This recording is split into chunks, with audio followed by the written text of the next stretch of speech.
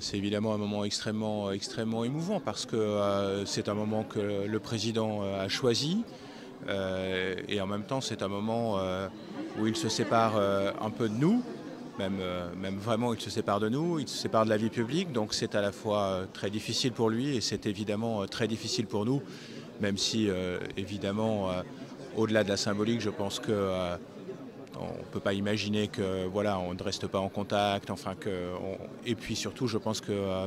quelque part à la fin il nous donne vraiment de la force aussi et je pense que c'est ce qu'il faut conserver. Au-delà de ses paroles, c'est surtout son action dont moi je me souviens et en tout cas qui m'a guidé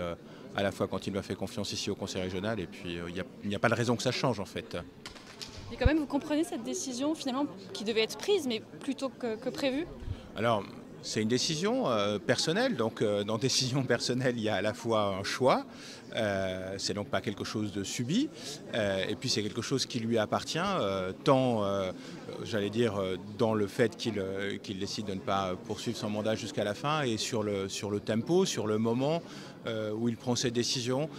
Euh, Est-ce que j'ai été surpris je comprends sa décision. Je comprends parce que il y a dans la politique de la dureté, de l'âpreté. Il y a des joies, il y a des défaites et des victoires. Mais la manière dont on combat un homme,